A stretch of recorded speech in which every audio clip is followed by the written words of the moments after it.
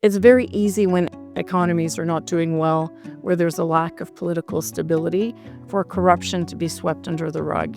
The key is really to make sure that corruption still has profile. Keep talking about corruption. Keep talking about why the fight against corruption matters. Make the linkages that need to be made between economic wellness and corruption.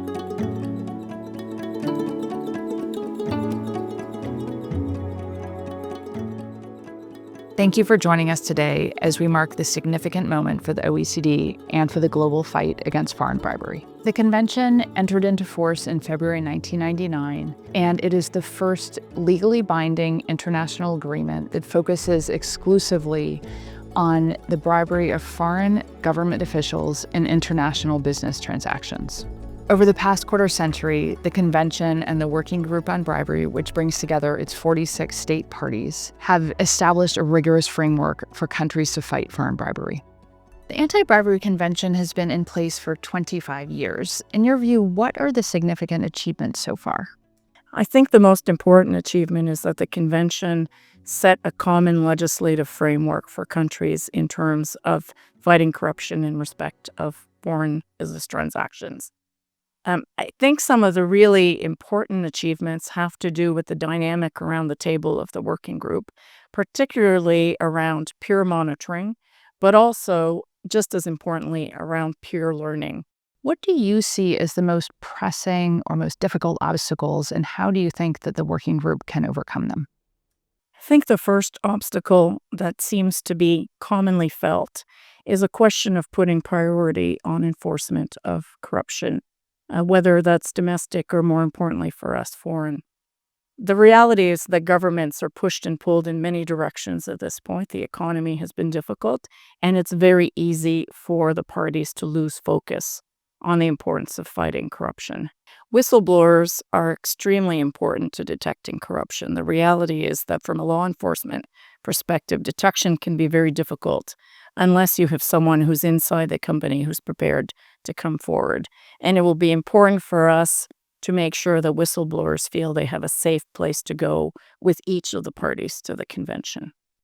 Bribery often intersects with global challenges such as the energy transition, climate change, and broader societal impacts of corruption. Can the Anti-Bribery Convention and the 2021 recommendation help address these issues, and how can they support a more holistic anti-corruption agenda? I think it has to. And the reason for that is that we don't try to deter corruption for its own sake. We try to do it in order to deal with its corrosive effects. And we know that the corrosive effects of corruption are things like difficulties in energy transition. It will affect climate change, poverty, lack of infrastructure in any given country. And making those links is really important. Many countries face obstacles investigating and prosecuting foreign bribery cases. Drawing on your extensive experience as a prosecutor, what recommendations would you have for overcoming these challenges? I know from having managed a prosecution service that both law enforcement agencies and prosecution services are always stretched for resources. And that stretch for resources may have an important impact on priority setting. We need to encourage the parties around the table to set priorities that include foreign bribery, and we need them to be able to make the case for why foreign bribery is important, and corruption generally will have an impact on other areas of crime in the country, most notably but not limited to money laundering. The second major barrier is often around getting evidence in another country. Our mutual legal assistance processes are always difficult, they're always heavy, and often they may take more time than we would like.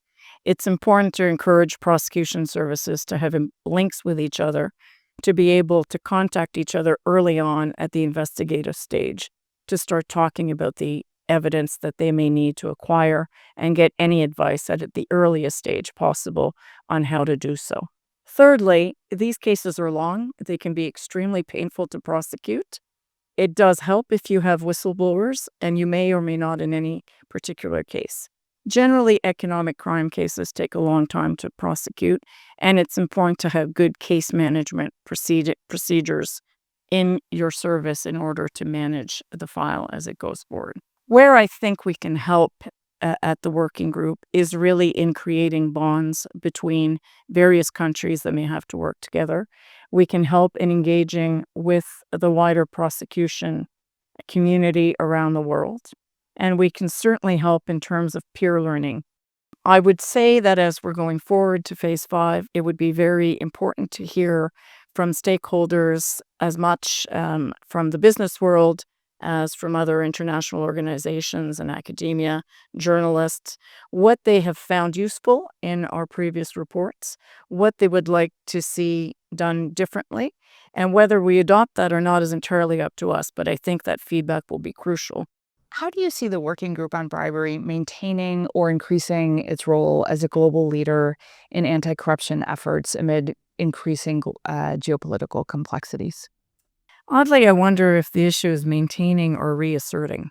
I think there's an important role for us to be seen not only as monitors, but also as a resource for the parties. We have to be seen as a resource for countries who are not parties, who have an interest in tackling corruption, and that includes those countries who are typically on the demand side of it.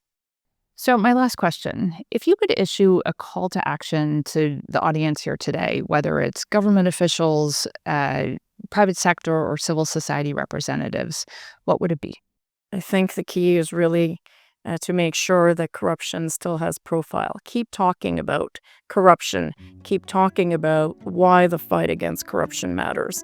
Make the linkages that need to be made between economic wellness and corruption. Make the links that need to be made between wellness of a society and corruption. And as you're doing that, press your governments. Press your civil society organizations to make sure that those linkages keep being made and that people continue to care about corruption. It's very easy when economies are not doing well, where there's a lack of political stability, for corruption to be swept under the rug. And our role as anti-corruption authorities is really to make sure that we prevent that by talking and listening to each other about why it matters.